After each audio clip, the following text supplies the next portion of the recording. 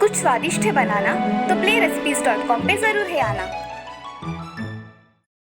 सौतेली बेटियां। बहुत समय पहले की बात है। मलकापुर नाम के गांव में अशोक और शालिनी नाम का एक नौजवान जोड़ा रहता था। दोनों ही बड़े मेहनती थे। हमेशा सुबह जल्दी उठकर घर के सारे काम किया करते थे और अपने खेत में जाकर मेहनत करते थे। अशोक और शालिनी को दो बेटियां थी जिनका नाम था ज्योति और संध्या। ज्योति और संध्या भी बहुत समझदार और नेकदिल थी। दोनों अपने माँ पिताजी की जो हो सके वो मदद कर दिया करती थी। उनका जीवन बड़े आराम से चल रहा था, लेकिन उनके सुखी जीवन को किसी की नजर लग गई। जब एक दिन शालिनी अपने खेत में काम कर रही थी, उसे सांप ने काट लिया और अस्पताल खेत से बहुत दूर होने के कारण दुर्भाग्यवश अशोक शालिनी को नहीं बचा पाया। उसने बहुत कोशिश की लेकिन नाकामयाब रहा। अब अकेले अशोक के ऊपर ज्योति और संध्या की जिम्मेदारी आ गई थी। उसे कुछ समझ नहीं आ रहा था कि क्या करे। दोनों लड़कियों को संभालकर उसे खेत में भी जाना पड़ता था। तभी अशोक के मामा विजय और पत्नी कमला अशोक के घर आते हैं और अशोक से कहते हैं, देखो अशोक, तुम ज्योति और संध्या का तो ख्याल रख लोगे, लेकिन क्या तुम्हें नहीं लगता उन बच्चियों को माँ की जरूरत है? और जब दोनों बेटियां बड़ी होकर ससुराल जाएगी तब तुम भी तो अकेले पड़ जाओगे। अशोक, जितनी जरूरत ज्योति और संध्या को माँ की है उतनी ही तुम्हें जीवन साथी की। मेरी बात मान लो और तुम दूसरी शादी कर लो।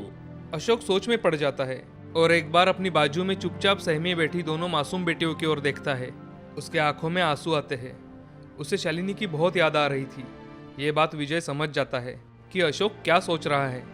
अशोक, मैं तुम्हारी भावनाओं को समझ सकता हूँ, लेकिन अब जो हुआ है उसे तुम और हम चाहकर भी तो नहीं बदल सकते। मेरी बात मान लो और तुम दूसरी शादी कर लो। अपने लिए ना सही, दोनों बच्चों के खातिर तुम्हें शादी कर लेनी चाहिए। अशोक बहुत सोचने के बाद शादी के लिए तैयार हो जाता है और पड़ोसी गांव की लड़की शीला से शादी कर लेता है। शादी के बाद शीला ज्योति और संध्या का बहुत अच्छे से ख्याल रखने लगी। ये देखकर अशोक को भी अच्छा लगा। उसे हमेशा ये डर लगा रहता था कि कहीं शीला उसकी बेटियों से सौतेला व्यवहार ना करे, लेकिन ऐसा बिल्कुल नहीं था। ज्योति और संध्या भी अब शीला के साथ अच्छे से घुल मिल गए थे। सब कुछ अच्छे से चल रहा था। अशोक भी ये सब देखकर बहुत खुश था। ऐसे ही 1-2 साल बीत जाते हैं और शीला को एक लड़का होता है। अशोक बहुत खुश होता है। अशोक उसका नाम वैभव रखता है। ज्योति और संध्या भी अपने छोटे भाई का अच्छे से ख्याल रखती है, लेकिन अब धीरे धीरे शीला का व्यवहार ज्योति और संध्या के लिए बदल जाता है। शीला अब अशोक के सामने ज्योति और संध्या से अच्छे से पेश आती थी और जैसे ही अशोक खेत में जाता था उनसे घर के सारे काम करवाती थी और अच्छे से कुछ खाने को भी नहीं देती थी। एक दिन दोनों बहनें घर के बाहर एक पेड़ के नीचे बैठकर एक दूसरे से बातें कर रही थी। संध्या, क्या तुम्हें नहीं लगता कि माँ अब हम दोनों की तरफ ज़रा भी ध्यान नहीं देती और पेट भर के खाना भी नहीं देती? जब देखो तब सिर्फ और सिर्फ काम ही बताती रहती है। हाँ दीदी, मुझे भी बहुत काम करने लगाती है और खाना मांगो तो अनसुना कर देती है। मैंने तो 3-4 दिन से अच्छे से पेट भर के खाना भी नहीं खाया है। ये सारी बातें उनकी पड़ोसन नीलिमा सुन लेती है और थोड़ी देर बाद ज्योति और संध्या को आवाज देती है। ज्योति, संध्या, कहाँ हो बेटा? जरा यहाँ आओ, मुझे कुछ काम है तुम दोनों से। ज्योति और संध्या नीलिमा चाची की आवाज सुनकर उनके यहाँ जाती है। अरे बेटा, आज तुम दोनों को छुट्टी है ना, तो तुम दोनों मुझे बस ये पापड़ धूप में डालने की मदद कर दो। हाँ चाची, क्यों नहीं, ये तो बस 10 मिनट का काम है। आप जाकर अपना दूसरा काम कीजिए, हम दोनों बहनें अभी आपका ये काम कर देते हैं। नीलिमा जानबूझकर उन्हें वो काम बताकर घर के अंदर चली जाती है और गर्मा गर्म खाना बनाती है। तभी थोड़ी देर में संध्या नीलिमा चाची को आवाज लगाती है। अरे चाची, कहाँ हो आप? सारे पापड़ हमने धूप में डाल दिए हैं, आकर देख लो। अरे बेटा, आप दोनों अंदर आ जाओ, और एक काम है। संध्या और ज्योति नीलिमा चाची के घर के अंदर जाती है और देखती है चाची ने दोनों के लिए थालियां परोस के रखी है। दोनों नीलिमा चाची की ओर देखती है। तभी चाची, अरे बेटा, आज अकेले खाना खाने का मन नहीं हो रहा था, तो सोचा हम तीनों मिलकर ही खाते हैं। चलो जल्दी बैठो, नहीं तो खाना ठंडा हो जाएगा। तीनों मिलकर भरपेट खाना खाते हैं। संध्या और ज्योति ने आज बहुत दिनों बाद भरपेट खाना खाया था। अब ऐसे ही कुछ न कुछ बहाना बना के नीलिमा चाची उनको हर रोज खाना खिलाती थी। इधर शीला दिन ब दिन अपने दोनों लड़कियों को तकलीफ देती थी। अब दोनों बहनें बड़ी हो गई थी। अगर कभी उन्होंने शीला को उल्टा जवाब दिया तो उनके गाल पकड़ से पकड़कर नोचती थी। उनकी पढ़ाई भी शीला ने अब बंद कर दी थी। वो उन्हें दूसरों के खेतों में काम के लिए भेजती। और खुद घर पर बैठकर आराम किया करती थी। दोनों बहनें अपनी सौतीली माँ का ये अत्याचार बिना कुछ बोले सह रही थी। उन्होंने कभी भी अपने पिता अशोक से शीला के इस बर्ताव के बारे में नहीं बताया। ऐसे ही कुछ साल बीत जाते हैं। दोनों ही बहनें दिखने में बहुत सुंदर थी। अब दोनों शादी के लायक बन जाती है। दोनों दिखने में इतनी सुंदर थी कि उनके लिए बहुत अच्छे अच्छे रिश्ते आने लगे। अब कुछ ही दिनों में दोनों बहनों की अच्छे घरों में शादी हो जाती है। इधर उनका भाई वैभव भी अब बड़ा हो गया था। वैभव बहुत ही बदतमीज और घमंडी लड़का था। जितना ज्योति और संध्या अपने माँ पिता का सम्मान करते थे, वो उतना ही उनका अपमान किया करता था। एक दिन वैभव अपनी माँ से, माँ, मुझे आज कुछ भी करके 10,000 रुपये चाहिए। 10,000? इतने पैसों की तुम्हें क्या जरूरत है? अभी तो तुम्हारे कॉलेज की फीस भर दी है। मुझे ज़रूरत है, अगर नहीं मिले तो मैं घर छोड़कर जाऊंगा। शीला उसे 10,000 रुपये दे देती है। उसका लाडला जो बेटा था, अब धीरे धीरे वैभव ऐसे ही घर से पैसे लिया करता था। वह गलत काम करने लगा था। लोगों के साथ घूमने जाना, दोस्तों के ऊपर पैसे उड़ाना। अगर उसे घर से पैसे नहीं मिलते तो वो अब घर की चीजें भी चुरा कर बेचने लगा था। ये सब अब शीला और अशोक को भी पता चल गया था। एक दिन शीला अशोक से, क्यों ना हम वैभव की शादी कर दे? मुझे लगता है कि उसकी शादी होने के बाद उसमें सुधार आएगा। हाँ ठीक है, मैं वैभव के लिए लड़की देखता हूँ। अशोक और शीला अब वैभव की शादी कर देते हैं। शादी के बाद तो वैभव और भी अपने माता पिता का अपमान करने लगा। उन्हें बुरा भला कहने लगा। उन्हें खेतों में काम करने भेजता और खुद घर पर रहकर आराम करता था। अगर किसी दिन शीला और अशोक काम पर नहीं गए तो उन्हें खाना भी नहीं देता था, ना ही घर में सोने देता। दोनों घर के बाहर ही नीचे सोते थे। अब शीला को उसने अपने बेटियों के साथ किया व्यवहार याद आता था। एक दिन शीला अशोक से, सुनिए जी, जो वैभव आज हमारे साथ कर रहा है, ये मेरी ही कर्मों की सजा मुझे भगवान दे रहा है। मैंने हमारी बेटियों के साथ जो किया वही आज मुझे भुगतना पड़ रहा है। मैंने वैभव के आने के बाद कभी ज्योति और संध्या को भरपेट खाना नहीं खिलाया। मैंने उनकी पढ़ाई बंद कर दी, उनको दूसरों के खेतों में मजदूरी करने भेजा, घर का सारा काम भी उनसे करवाया। जो जो गलत मैंने उनके साथ किया है वो सब मुझे आज सहना पड़ रहा है, और मेरे साथ आपको भी। देखो शीला, कर्मों का फल कभी दूसरे जन्म में नहीं भरना पड़ता। जैसे हमारे कर्म हो गए वैसे ही आगे हमें भुगतना पड़ता है। बुजुर्गों ने ऐसे ही थोड़ी कहा है, जैसी करनी वैसी भरनी। इसी जन्म में हमें अपने कर्मों का फल मिलता है। कल मेरी बड़ी बेटी ज्योति आने वाली है। वो मुझे साथ लेकर जाने वाली है। तुम रहो अपने लाडले बेटे के साथ। मेरे लाख मना करने के बाद भी तो तुमने सब कुछ उसके नाम कर दिया था, अब भुगतो। अशोक की ये सारी बातें सुनकर शीला जोर जोर से रोने लगती है। उसे अपने किए पर बहुत पछतावा हो रहा था, लेकिन अब कर भी क्या सकती थी। दूसरे दिन ज्योति और संध्या अपने पिता के घर आती है। दोनों को देखकर शीला बहुत रोने लगी और शीला संध्या से, बेटियों, मैंने तुम्हारे साथ बहुत गलत किया है। मैं ये सोचती थी कि तुम दोनों तो एक दिन ये घर छोड़कर चली जाओगी, लेकिन वैभव ही है जो मेरे बुढ़ापे का सहारा बनेगा। इसीलिए मैंने हमेशा तुम दोनों पर ध्यान दिया ही नहीं, ना ही तुम्हें कोई सुख दिया। आज वही कर्मों की सजा मुझे भगवान दे रहा है। हो सके तो मुझे माफ कर देना मेरी बच्चियों। माँ, आपको आपकी गलती समझ आ गई, यही बड़ी बात है। और हमने तो आपको हमेशा हमारी माँ समझा है, और अगर हम तुम्हारे बुढ़ापे में तुम्हारा साथ नहीं देंगे तो भगवान हमें भी माफ नहीं करेंगे। हम सिर्फ पिताजी को ही नहीं, आपको भी साथ लेकर जाएंगे। आप चिंता मत करो। ज्योति और संध्या अपने माँ पिता को अपने घर लेकर जाती है। अशोक और शीला कभी कुछ दिन ज्योति के घर पर रहते तो कुछ दिन संध्या के घर पर। दोनों बेटियों ने अपने माँ पिता का बहुत अच्छे से ख्याल रखा। शीला हमेशा सोचती रहती थी, मेरे इतने बुरे बर्ताव के बावजूद मेरी सगी बेटियां ना होकर भी मेरा कितना ख्याल रखती है। और जिसे मैंने जन्म दिया, सबसे ज्यादा जिसे प्यार किया, जिसकी हर जरूरत मैंने उसके इशारे पर पूरी की, उसी ने मुझे घर से बाहर निकाल दिया। शायद ये सब मेरे बुरे कर्मों की वजह से ही है। देखा दोस्तों, आज हम जो बीज बोते हैं उसका ही फल पाते हैं। इसलिए जीवन में हमेशा अच्छे कर्म करो। जितनी हो सके उतनी दूसरों की मदद करो। किसी के प्रति ईर्ष्या मत करो। आखिर ये बात हमेशा सच होती है, जैसी करनी वैसी भरनी। हम जो कुछ भी कर्म करते हैं उसका ही फल हमें इसी जीवन में मिलता है। राजकुमारी रोजा। बहुत साल पुरानी बात है। कानन नाम के राज्य में जो नाम का एक गरीब किसान रहा करता था। उसकी पत्नी का नाम था एनी। दोनों भी बहुत खुशहाल जिंदगी जी रहे थे। कुछ ही दिनों के बाद उनके घर में एक नन्हा मेहमान आने वाला था, इसीलिए जो एनी की बहुत अच्छे से देखभाल किया करता था। कुछ महीने बीत गए। एनी ने एक नन्ही बच्ची को जन्म दिया। उस बच्ची के ओठ गुलाब की फूलों की तरह लाल थे, जिस वजह से जो और एनी ने उसका नाम रोजा रखा। रोजा के जन्म पर एक भविष्यकार ने बताया था कि वो आगे जाकर बहुत खुशियों में रहेगी, मगर उसकी 18 साल की उम्र में उसकी जान को एक धोखा हो सकता है। अगर वो टल जाए तो उसकी जिंदगी में खुशियां ही खुशियां होगी। ऐसे ही कुछ साल बीत गए। अब रोजा 10 साल की हो गई थी। अरे बेटी, जरा मेरी बात तो सुनो। मुझे आपकी कोई बात नहीं सुननी। मुझे वो चॉकलेट चाहिए, मतलब चाहिए। अच्छा बाबा, ठीक है, मैं तुम्हें वो लेकर दूंगा, मगर फिर से मेरी गुड़िया नाराज तो नहीं होगी ना? नहीं पिताजी, मैं क्यों आपसे नाराज रहूंगी। चलिए। जो और रोजा ने उस दुकान में जाकर चॉकलेट खरीद लिया और कुछ देर बाद अपने घर वापस चले आए। तुम दोनों को घर आने में इतनी देर क्यों लगी? माँ, मुझे पिताजी ने ये चॉकलेट खरीद कर दिया। अच्छा, मेरी गुड़िया को चॉकलेट चाहिए था, इसीलिए घर आने को देर हो गई। हाँ एनी, रोजा की बोलने की शैली और उसके शांत स्वभाव के कारण गांव के सभी लोग उससे बहुत प्यार किया करते थे। ऐसे ही कुछ साल बीत गए। अब रोजा 18 साल की हो गई। अब वो बहुत सुंदर दिखने लगी थी। ऐसे ही एक दिन गांव में घूमते घूमते रोजा गांव के बाहर चली गई। गांव के बाहर एक जंगल था। वहां के निसर्ग सौंदर्य को देखते देखते रोजा जंगल के अंदर जाती है। वो अपने ही धुन में इतनी मस्त थी कि उसे समय का कोई पता ही नहीं था। अब वो जंगल के बहुत अंदर तक चली गई और उसे अजीबोगरीब डरावनी आवाजें सुनाई देने लगी।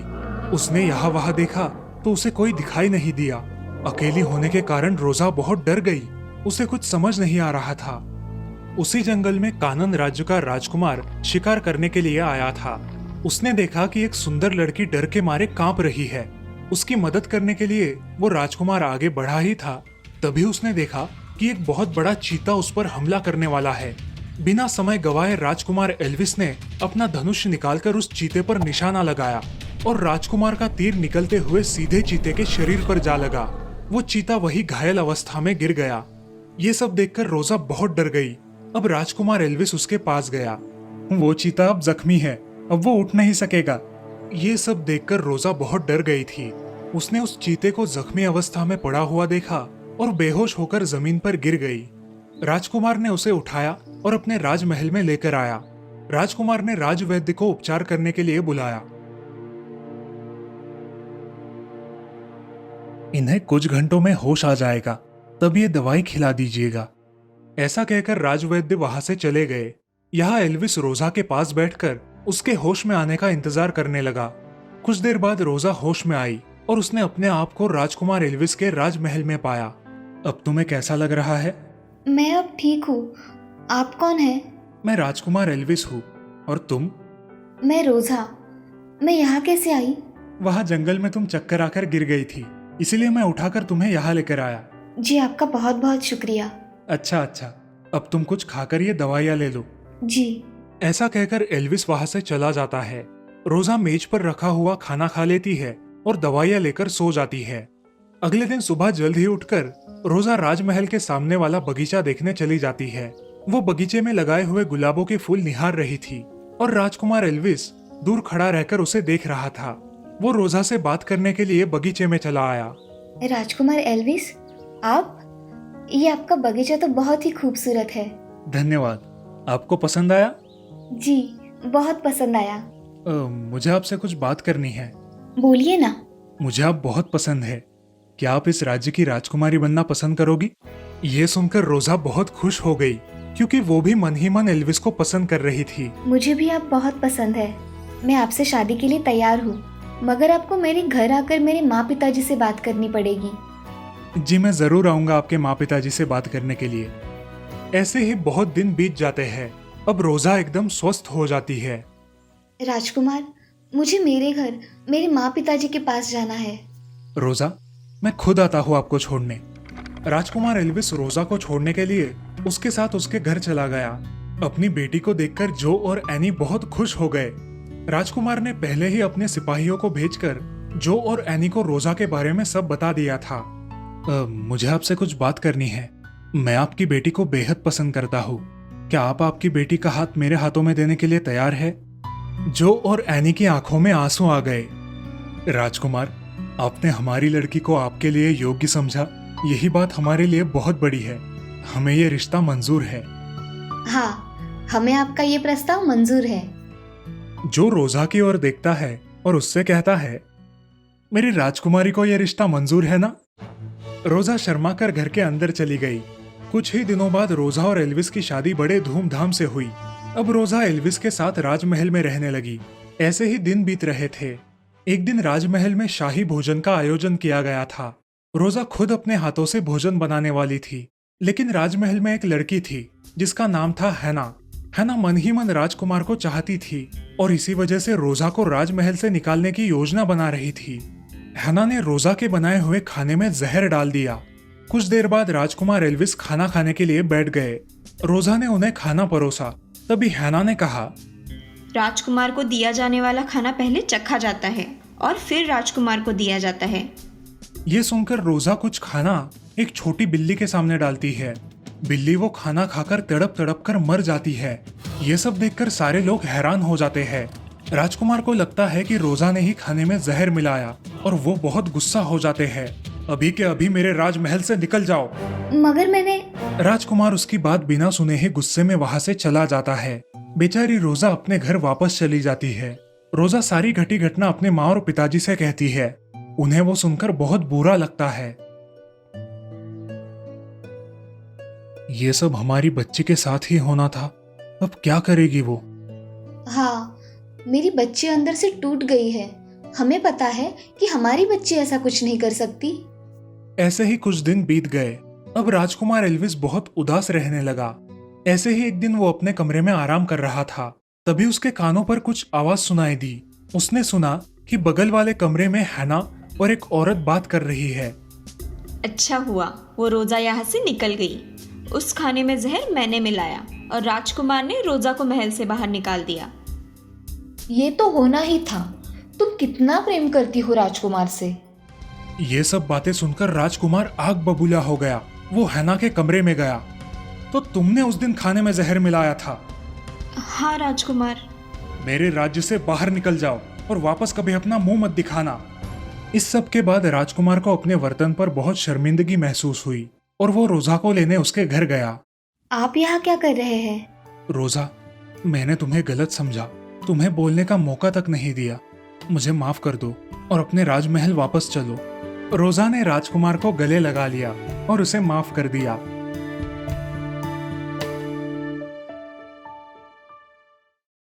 माँ का दिल। श्रीरामपुर नाम के गांव में मोहन नाम का एक व्यक्ति रहता था। वो दूसरों के खेतों में काम करके अपने घर का गुजारा करता था। उसके परिवार में उसकी पत्नी शीला और उसका बेटा राजू रहा करते थे। वे लोग गरीब जरूर थे, लेकिन अपनी जिंदगी में बहुत खुश थे। हमेशा मेहनत करते और अपना पेट पालते थे। अरे शीला, चलो जल्दी खाना दो, मुझे कल सुबह जल्दी काम पर जाना है। हाँ जी, बस 5 मिनट और। कुछ देर बाद शीला खाना लेकर आती है और सब खाना खाकर सो जाते हैं। अजी, कल आपको इतने जल्दी क्यों जाना है? अरे भाग्यवान, कल खेतों में बहुत सारा काम है, इसलिए थोड़ा जल्दी जाऊंगा। ठीक है। अब बातें बंद करो और तुम भी सो जाओ। अगले दिन मोहन सूरज निकलने से पहले ही खेत में जाता है और काम करने लगता है। काम करते करते शाम हो जाती है और अंधेरा पड़ जाता है। मोहन खेत से निकल ही रहा था कि तभी उसका पाँव एक सांप पर गिर गया। उस सांप ने मोहन को काट लिया। मोहन जोर जोर से चिल्लाने लगा। शाम हो जाने की वजह से सब लोग अपने खेतों में से घर गए थे और मोहन के चिल्लाने की आवाज किसी ने नहीं सुनी। कुछ देर बाद मोहन बेहोश होकर जमीन पर गिर गया। अगले दिन गांव के कुछ लोग खेत में आए और उन्होंने देखा कि मोहन बेहोशी की हालत में खेत में पड़ा है। चलो जाकर देखते हैं। गांव वाले मोहन के पास जाते हैं। अरे मोहन भाई, उठो, क्या हुआ है तुम्हें? लेकिन मोहन नहीं उठता। तभी एक आदमी की नजर मोहन के पैर पर पड़ती है। अरे मोहन भाई को तो सांप ने काटा है, ये देखो उसके निशान। सारे लोग मोहन को उठाकर उसके घर लेकर जाते हैं। अरे क्या हुआ है मेरे पति को? आप सभी ने ऐसे क्यों उठा कर ले आए हो? तभी एक आदमी शीला को सारी हकीकत बताता है। वो सब सुनकर शीला के पैरों के तले जमीन खिसक जाती है।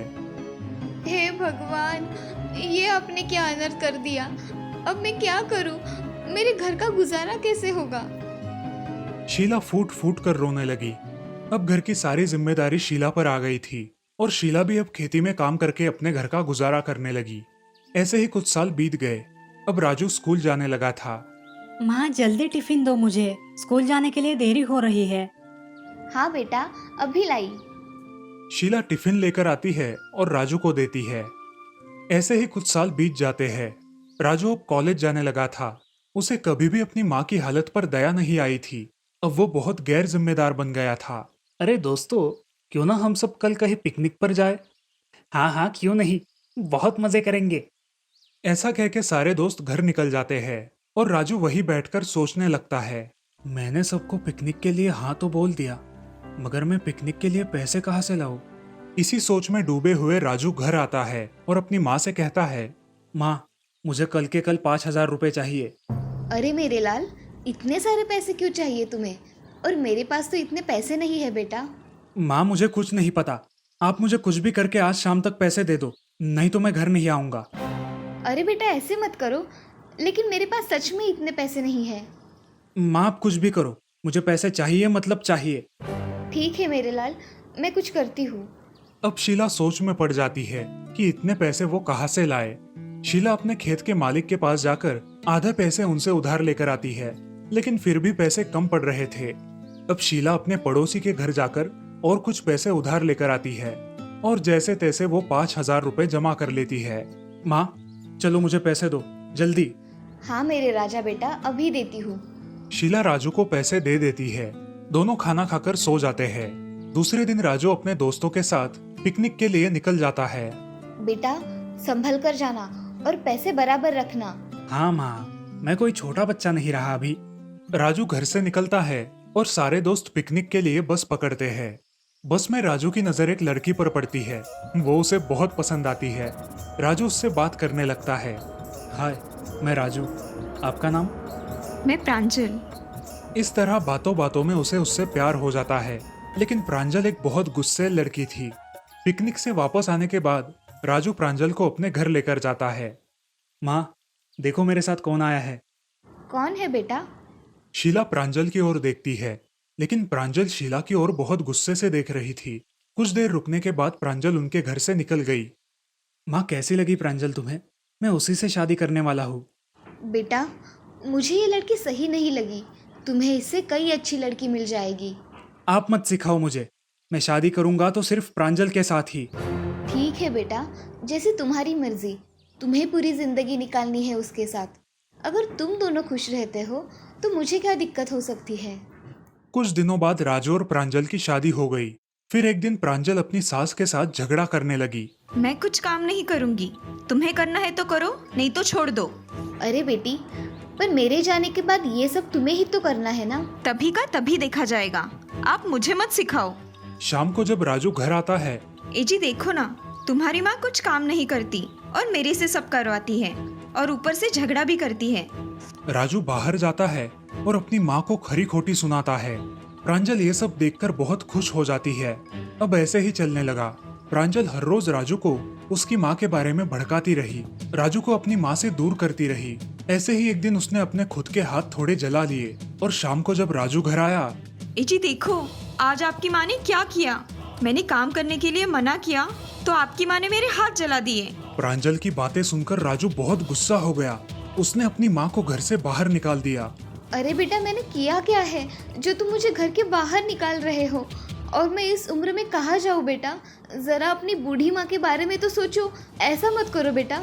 ये रोना धोना बंद करो और निकलो मेरे घर से। बेचारी शीला अपना सामान लेकर घर से बाहर निकलती है। वो पास ही के एक मंदिर में रहने लगती है। ऐसे ही कुछ दिन बीत जाते हैं।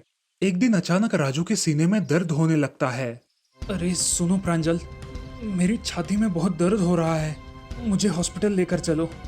प्रांजल राजू को अस्पताल लेकर जाती है। डॉक्टर राजू का चेकअप करते हैं और प्रांजल से कहते हैं, देखिए मैडम, आपके पति के दिल में छेद है। हमें कल के कल कोई ऐसा आदमी ढूंढना होगा जो अपना दिल इन्हें दे, नहीं तो हम आपके पति को नहीं बचा पाएंगे। डॉक्टर की ये बात सुनकर प्रांजल बहुत डर जाती है। उसे समझ नहीं आता कि क्या किया जाए। ये बात राजू के पड़ोसन को पता चलती है और वो जल्दी से ये बात राजू की माँ को बताती है। जैसे ही राजू की माँ को ये बात पता चलती है, वो तुरंत अस्पताल आ जाती है और डॉक्टर से बात करती है। डॉक्टर साहब, मेरे बेटे को बचाओ। आप मेरा दिल ले लो, मगर मेरी बच्ची की जान बचा लो। शीला अपना दिल राजू को दे देती है और खुद अपने बेटे के लिए इस दुनिया को अलविदा कहती है। राजू का ऑपरेशन हो जाता है। अगले दिन जब राजू होश में आता है तो वो प्रांजल से पूछता है, अरे प्रांजल, मुझे क्या हुआ था? प्रांजल राजू को कुछ बताती तभी डॉक्टर वहां पर आते हैं। राजू, तुम्हारा ऑपरेशन एकदम अच्छे से हुआ है, अब घबराने की कोई जरूरत नहीं। मगर डॉक्टर, मुझे हुआ क्या था? तुम्हारे दिल में छेद था। तुम्हारी माँ ने तुम्हें अपना दिल देकर तुम्हारी जान बचाई है। ये बात सुनकर राजू और प्रांजल की आंखों में आंसू आने लगे। राजू फूट फूट कर रोने लगा। क्या मेरी माँ ने अपना दिल मुझे दिया? हाँ राजू, तुम्हारी माँ ने अपना दिल तुम्हें दिया है। अब वो इस दुनिया में नहीं रही। डॉक्टर की बातें सुनकर राजू हक्का बक्का हो जाता है। प्रांजल को अपने किए पर बहुत पछतावा होता है। तभी राजू अपने दिल पर हाथ रखता है और उसे एक आवाज सुनाई देती है। मेरे लाल, मैंने तुम्हारे लिए सब कुछ किया, मगर तुम्हें मेरी चिंता कभी हुई ही नहीं। लेकिन बेटा, मैंने तुम्हें कहा था ना, मैं तुम्हें कभी भी किसी बात की कमी पड़ने नहीं दूंगी। बस मैंने तो अपना वादा निभाया। खुश रहना मेरे लाल। ये सब सुनकर राजू बहुत रोने लगा, मगर अभी रोकर कुछ फायदा नहीं था। राजू की जान तो बच गई थी, लेकिन अब उसके पास उसकी माँ नहीं थी। दोस्तों, एक माँ अपने बच्चों के लिए कुछ भी कर सकती है। इस दुनिया में माँ से बड़ा ना कोई है और ना ही कोई हो पाएगा। जिनके नसीब में माँ और पिता दोनों का प्यार है, वो इस दुनिया के सबसे अमीर और खुशनसीब लोग हैं। हमेशा अपने माता पिता का आदर करो।